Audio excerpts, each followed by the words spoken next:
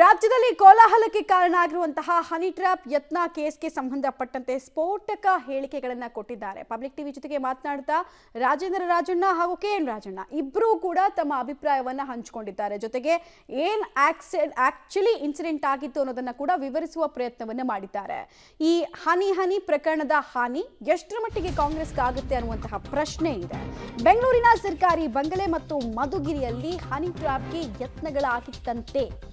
ಹೀಗಂತ ಸ್ವತಃ public TV ಜೊತೆಗೆ ಮಾತನಾಡ್ತಾ ಸಚಿವ ರಾಜಣ್ಣ ಪುತ್ರ MLC ರಾಜೇಂದ್ರ ರಾಜಣ್ಣ ಅವರು ಸ್ಟೇಟ್ಮೆಂಟ್ ಅನ್ನು ಕೊಟ್ಟಿದ್ದಾರೆ. ಇಷ್ಟು ಮಾತ್ರ ಅಲ್ಲ, ಮಹಿಳೆ ಸೇರಿ 3 ರಿಂದ 4 ಜನರಿಂದ ಹನಿ ಟ್ರ್ಯಾಪ್ಗೆ ಯತ್ನ ಆಗಿತ್ತು. ನನ್ನ ಹತ್ರ ಫೋನ್ ಕಾಲು, ವಿಡಿಯೋ ಕಾಲ್ ಡೀಟೇಲ್ಸ್ ಎಲ್ಲ ಇದೆ, ಎಲ್ಲ ಡಾಕ್ಯುಮೆಂಟ್ಸ್ ನನ್ನ ಹತ್ರ ಇದೆ ಅಂತ ಅವರು ಹೇಳಿಕೆಯನ್ನು ಕೊಟ್ಟಿದ್ದಾರೆ. ಈ ಮೂಲಕ ಸ್ಫೋಟಕ ಟ್ವಿಸ್ಟ್ ಕೂಡ ಸಿಗ್ತಾ ಇದೆ. ನಮ್ಮಿಬ್ಬರ ಮೇಲೂ ಕೂಡ ಹನಿ ಟ್ರ್ಯಾಪ್ಗೆ ಯತ್ನ ಆಗಿದೆ, ಜೇನಿನ ಬಲೆಯನ್ನ ಹಾಕೋದಕ್ಕೆ ಪ್ರಯತ್ನ ಪಟ್ಟಿದ್ದಾರೆ ಎನ್ನುವಂತಹ ಸ್ಟೇಟ್ಮೆಂಟ್ ಕೊಟ್ಟಿದ್ದಾರೆ.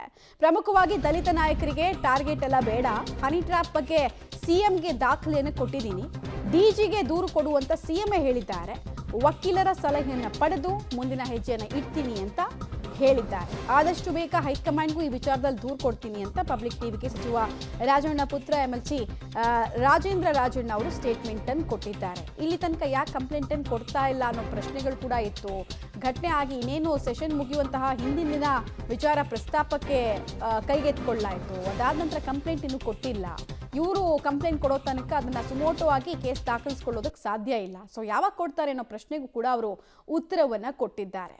ಇಲ್ಲಿ ತನಕ ಅವರು ಪ್ರತ್ಯೇಕವಾಗಿ ಹೇಳಿಕೆಗಳನ್ನು ಕೊಟ್ಟಿರಲಿಲ್ಲ. ನಿನ್ನೆ ಒಂದು ಸುದ್ದಿಗೋಷ್ಠಿಯನ್ನು ನಡೆಸಿದ್ದು ಬಿಟ್ರೆ ಪೂರ್ತಿಯಾಗಿ ಮುಂದೆ ಈ ಪ್ರಕರಣ ಹೆಂಗೆ ಹೋಗುತ್ತೆ, ಏನೇನು ಡಾಕ್ಯುಮೆಂಟ್ಸ್ ಇದೆ ಯಾವುದೂ ಹೇಳಿರಲಿಲ್ಲ ಅವರು. ಹನಿ ಟ್ರ್ಯಾಪ್ ವಿಚಾರ ರಾಜ್ಯ ರಾಜಕೀಯದಲ್ಲಿ ಸಂಚಲನ ಮೂಡಿಸ್ತಾ ಇದೆ. ನಿನ್ನೆ MLC ಆದಂತಹ ರಾಜೇಂದ್ರ ರಾಜಣ್ಣ ಅವರು CM ಅನ್ನು ಭೇಟಿ ಮಾಡಿಕೊಂಡು ಬಂದಿದ್ದಾರೆ. ಬನ್ನಿ ಈ ಇನ್ನಷ್ಟು ವಿಚಾರಗಳನ್ನ ಅವರನ್ನು ಕೇಳಿ ತಿಳ್ಕೊಳ್ಳೋಣ. ಸರ್, ನಿನ್ನೆ CM ಅವರನ್ನು ಭೇಟಿಯಾಗಿದ್ದರು, ಏನಾಯಿತು?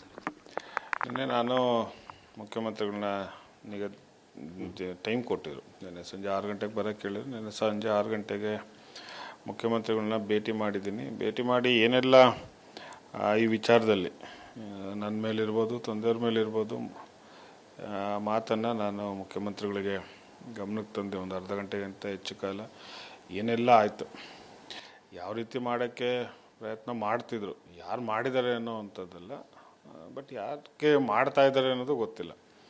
ಸೊ ನಾನು ಮುಖ್ಯಮಂತ್ರಿಗಳ ಗಮನಕ್ಕೆ ತಂದು ಹೇಳಿದೆ, ನೋಡಿ ಸರ್, ನಿಮ್ಮ ಬಗ್ಗೆ ನಾವು ರಾಜಣ್ಣವ್ರು ಮಾತಾಡ್ತಾರೆ ಅಂತೇಳಿ ಮಾಡ್ತಾ ಇದ್ದಾರೋ ಅಥವಾ ಏನಕ್ಕೆ ಈ ವಿಚಾರದಲ್ಲಿ ಮಾಡ್ತಿದ್ದಾರೋ ಗೊತ್ತಿಲ್ಲ.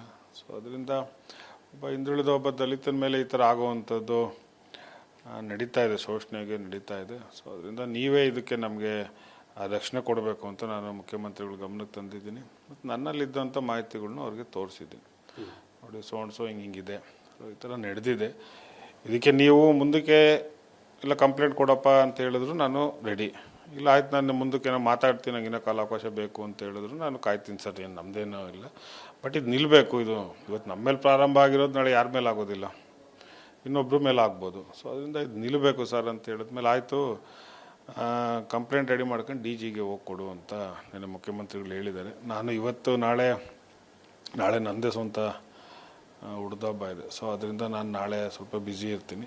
ಅದಾದಮೇಲೆ ನಾನು ಸೀನಿಯರ್ ಲಾಯರ್ ಹತ್ರ ಮಾತಾಡಿ ನಾನು ಅದು ಕಂಪ್ಲೇಂಟ್ ಏನು ಕೊಡಬೇಕು ಅದು ರೆಡಿ ಮಾಡಿ ನಾನು DG ಅವ್ರಿಗೆ ಕೊಡ್ತೀನಿ. ಅಂದರೆ ತಾವು ಇಬ್ಬರು ನಿಮ್ಮ ತಂದೆಯವ್ರ ಮೇಲೂ ಕೂಡ ಈ ರೀತಿ ಆಗಿದೆ, ತಮ್ಮ ಮೇಲೂ ಆಗಿದೆ ಅಂತ ಹೇಳಿದ್ದಾರೆ CM ಹತ್ರ?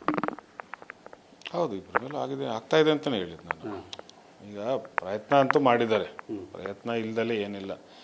ನನ್ನ ಮೇಲಿಂತ ಭಾಳ ಬೇಗ ಇದಾಗುತ್ತೆ ಅಂತೇಳಿ ರಾಜಣ್ಣವ್ರ ಮೇಲೆ ಪ್ರಯತ್ನ ಮಾಡಿದ್ದಾರೆ. ಯಾಕಂದ್ರೆ ನಾನಾದ್ರೆ ಸ್ವಲ್ಪ ಹುಷಾರಿರ್ತೀನಿ, ಸ್ವಲ್ಪ ಈ ಮೊಬೈಲು ಅದು ಇದು ನನಗೆ ಗೊತ್ತಿದೆ, ಬಟ್ ಅವ್ರಿಗಂತ ಐಡಿಯಾ ಇದ್ದಿಲ್ಲ. ಸೊ ಅವ್ರನ್ನ ಬೇಗ ಇದು ಮಾಡಬೇಕು ಅಂತೇಳಿ ಮಾಡಿದ್ದಾರೆ. ಸೊ ಅದು ಸಕ್ಸಸ್ ಆಗಿಲ್ಲ. ಅಂದರೆ ಯಾವ ರೀತಿ ಸರ್, ಅಂದರೆ ಟ್ರೈ ಮಾಡಿದ್ದಾರೆ ಅಂದರೆ ಯಾವ ರೀತಿ ಟ್ರೈ ಮಾಡಿದರು? ಈಗ ನೀವು ಬೆಳಗ್ಗೆಯಿಂದ ನೋಡ್ತಿದ್ದೀರಿ, ಮನೆಯಲ್ಲಿ ಜನ ಇರ್ತಾರೆ. ಸೊ ಜನ ಇದ್ದಾಗ ಈಗ ಹತ್ರಕ್ಕೆ ಬಂದು ಮಾತಾಡಿದಾಗ ಯಾರು ಮಾಡ್ತಾ ಇದ್ದಾರೆ ಅಂತ ಗೊತ್ತಾಗುತ್ತೆ. ಯಾರು ಈಗ ಹತ್ರಕ್ಕೆ ಬಂದು ನಿಮ್ಗೆ ವೀಡಿಯೋ ಅಷ್ಟೇ ತೊಗೊಂಡದವರು. ಸೊ ವೀಡಿಯೋ ಮಾಡ್ತಾರೆ, ಅದನ್ನು ಯಾವ ರೀತಿ ಬೇಕಾದ್ರೆ ಎಡಿಟ್ ಮಾಡ್ಕೊತಾರೆ. ನಾವು ಹತ್ರಕ್ಕೆ ನಿಂತಿರೋವಂಥದ್ದು ಇಲ್ಲ, ಅಲ್ಲಿ ಫೋಟೋ ಅವರು ಹೊಡಿತಿರಲ್ಲ, ಅವ್ರ ಕಡೆ ಇನ್ನೊಬ್ರು ಬಂದಿರ್ತಾರೆ, ಒಬ್ಬರು ಮಾಡೋಕ್ಕಾಗಲ್ಲ. ಈ ಒಬ್ಬರು ಬಂದಿದ್ದಾರೆ ಅಂತ ಅವ್ರ ಜೊತೆ 1 or 2 ಇರ್ತಾರೆ. ಸೊ ಯಾರು ಅಂತ ನಾವು ಈ ಜನದಲ್ಲಿ ಗುರ್ತಿಡಿಯೋಣ.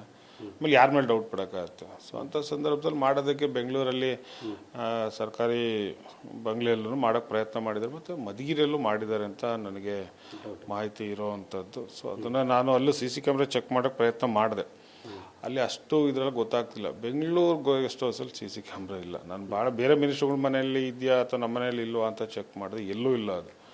ಸೊ ಏನು ಹಾಕ್ಸೋದು ಬೇಡ ಅಂತ ನೋಡ್ತೀನಿ. ಬೇಕು ಅಂದರೆ ಬೇಕಾದ್ರೆ ಒಂದು ಆಚೆಗಡೆ ಎಲ್ಲರೂ ಮನೆ ಎಂಟ್ರೆನ್ಸ್ಗೆ ಒಂದು ಹಾಕಬೇಕು ಅಂತ ಅಂದ್ಕೊಳ್ತೀನಿ. ಲೇಡಿ ಯಾರಾದರೂ ಬಂದು ಆ ಥರ ಮಾಡಿದ್ರು?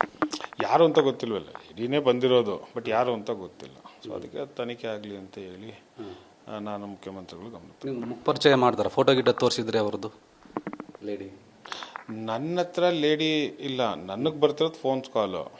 ನಿಮಗೆ ಫೋನ್ ಬರುತ್ತೆ? ನನಗೆ ಹನಿ ಟ್ರ್ಯಾಪ್ ಮೀನ್ಸ್ ಅಂದರೆ ನನಗೆ ಫೋನ್ ಕಾಲ್, ಮೆಸೇಜ್ಗಳು, ವಿಡಿಯೋ ಕಾಲ್ಗಳು ನನಗೆ, ಅವ್ರಿಗೆ ಬೈ ಪರ್ಸನ್ ಹೋಗೋ ಪ್ರಯತ್ನ ಮಾಡಿರೋದು.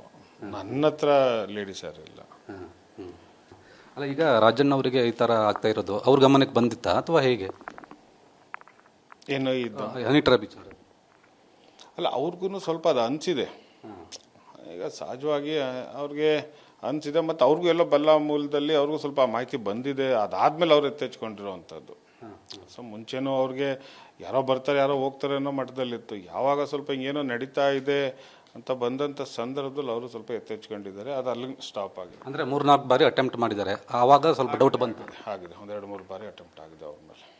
ಒಂದು ಹಿಂಟ್ಸ್ ಏನು ಸರ್, ಒಂದು ಸೂಕ್ಷ್ಮತೆ ಗೊತ್ತಾಗುತ್ತೆ ಇದು ಹಿಂಗೆ ಆಗ್ತಾ ಇದೆ ಅನ್ನೋದಕ್ಕೆ? ಏನು ಸೂಕ್ಷ್ಮತೆ ಗೊತ್ತಾಯಿತು ನಿಮಗೆ ಅಂತ? ಹಿಂಗೆ ಆಗ್ತಾ ಇದೆ ಅನ್ನೋದಕ್ಕೆ ಏನೋ ಒಂದು ಡೌಟು, ಯಾವ ಡೌಟ್ ನಿಮಗೆ ಯಾವ ವಿಚಾರದಲ್ಲಿ ಬಂತು ಅಂತ? ಹನಿ ಟ್ರ್ಯಾಪ್ ಆಗ್ತಾ ಇದೆ ಅಂದರೆ ಅಲ್ಲ, ಹನಿ ಟ್ರ್ಯಾಪ್ ಆಗ್ತಾ ಇದೆ ಅಂತೇಳಿ ಈಗ ನಂದು ಹೇಳಬೇಕು ಅಂತೇಳಿದ್ರೆ ಫೋನ್ಸು, ಪದೇ ಪದೇ ಬರ್ತಾ ಇದೆ ಫೋನು. ಯಾಕಂದರೆ ನಂದು ವಾಟ್ಸಪ್ ನಂಬರ್ಗಳು 2 ಬೇರೆ, ಮೊಬೈಲ್ ಇಂಟರ್ಚೇಂಜ್. ಸೊ ಅದರಿಂದ ಫೋನ್ಸ್ ಬರ್ತವೆ. ಸೊ ನಾನು ಹನಿ ಟ್ರ್ಯಾಪ್ ವಿಚಾರ ರಾಜ್ಯ ರಾಜಕೀಯದಲ್ಲಿ ಸಂಚಲನ ಮೂಡಿಸ್ತಾ ಇದೆ. ನಿನ್ನೆ MLC ಆದಂತಹ ರಾಜಣ್ಣ ಅವರು CM ಅನ್ನು ಭೇಟಿ ಮಾಡ್ಕೊಂಡು ಬಂದಿದ್ದಾರೆ. ಬನ್ನಿ ಈ ಇನ್ನಷ್ಟು ವಿಚಾರಗಳನ್ನ ಅವರನ್ನು ಕೇಳಿ ತಿಳ್ಕೊಳ್ಳೋಣ. ಸರ್, ನಿನ್ನೆ CM ಅವರನ್ನು ಭೇಟಿಯಾಗಿದ್ದರು, ಏನಾಯಿತು ಸರ್? ನಿನ್ನೆ ನಾನು ಮುಖ್ಯಮಂತ್ರಿಗಳನ್ನ ಟೈಮ್ ಕೊಟ್ಟಿದ್ರು. ನಿನ್ನೆ ಸಂಜೆ 6 ಗಂಟೆಗೆ ಬರೋಕ್ಕೆ ಕೇಳಿದ್ರು. ನಿನ್ನೆ ಸಂಜೆ 6 ಗಂಟೆಗೆ ಮುಖ್ಯಮಂತ್ರಿಗಳನ್ನ ಭೇಟಿ ಮಾಡಿದ್ದೀನಿ. ಭೇಟಿ ಮಾಡಿ ಏನೆಲ್ಲ ಈ ವಿಚಾರದಲ್ಲಿ ನನ್ನ ಮೇಲಿರ್ಬೋದು, ತಂದೆಯವ್ರ ಮೇಲಿರ್ಬೋದು ಮಾತನ್ನು ನಾನು ಮುಖ್ಯಮಂತ್ರಿಗಳಿಗೆ ಗಮನಕ್ಕೆ ತಂದೆ. ಒಂದು ಅರ್ಧ ಗಂಟೆಗಿಂತ ಹೆಚ್ಚು ಕಾಲ ಏನೆಲ್ಲ ಆಯಿತು, ಯಾವ ರೀತಿ ಮಾಡೋಕ್ಕೆ ಪ್ರಯತ್ನ ಮಾಡ್ತಿದ್ರು, ಯಾರು ಮಾಡಿದ್ದಾರೆ ಅನ್ನೋ ಅಂಥದ್ದಲ್ಲ, ಬಟ್ ಯಾಕೆ ಮಾಡ್ತಾ ಇದ್ದಾರೆ ಅನ್ನೋದು ಗೊತ್ತಿಲ್ಲ. ಸೊ ನಾನು ಮುಖ್ಯಮಂತ್ರಿಗಳ ಗಮನಕ್ಕೆ ತಂದು ಹೇಳಿದೆ, ನೋಡಿ ಸರ್, ನಿಮ್ಮ ಬಗ್ಗೆ ನಾವು ರಾಜಣ್ಣವ್ರು ಮಾತಾಡ್ತಾರೆ ಅಂತೇಳಿ ಮಾಡ್ತಾ ಇದ್ದಾರೋ ಅಥವಾ ಏನಕ್ಕೆ ಈ ವಿಚಾರದಲ್ಲಿ ಮಾಡ್ತಿದ್ದಾರೋ ಗೊತ್ತಿಲ್ಲ. ಸೊ ಅದರಿಂದ ಒಬ್ಬ ಹಿಂದುಳಿದ ಒಬ್ಬ ದಲಿತನ ಮೇಲೆ ಈ ಥರ ಆಗುವಂಥದ್ದು ನಡೀತಾ ಇದೆ, ಶೋಷಣೆಗೆ ನಡೀತಾ ಇದೆ. ಸೊ ಅದರಿಂದ ನೀವೇ ಇದಕ್ಕೆ ನಮಗೆ ರಕ್ಷಣೆ ಕೊಡಬೇಕು ಅಂತ ನಾನು ಮುಖ್ಯಮಂತ್ರಿಗಳ ಗಮನಕ್ಕೆ ತಂದಿದ್ದೀನಿ. ಮತ್ತು ನನ್ನಲ್ಲಿದ್ದಂಥ ಮಾಹಿತಿಗಳನ್ನ ಅವ್ರಿಗೆ ತೋರಿಸಿದ್ದೀನಿ. ನೋಡಿ, ಸೊ ಹಿಂಗಿದೆ, ಸೊ ಈ ಥರ ನಡೆದಿದೆ, ಇದಕ್ಕೆ ನೀವು ಮುಂದಕ್ಕೆ ಇಲ್ಲ ಕಂಪ್ಲೇಂಟ್ ಕೊಡಪ್ಪ ಅಂತ ಹೇಳಿದ್ರು ನಾನು ರೆಡಿ. ಇಲ್ಲ ಆಯ್ತು, ನಾನು ಮುಂದಕ್ಕೆ ಏನೋ ಮಾತಾಡ್ತೀನಿ, ನಂಗೆ ಇನ್ನೂ ಕಾಲಾವಕಾಶ ಬೇಕು ಅಂತ ಹೇಳಿದ್ರು ನಾನು ಕಾಯ್ತೀನಿ ಸರ್, ಏನು ನಮ್ಮದೇನೋ ಇಲ್ಲ.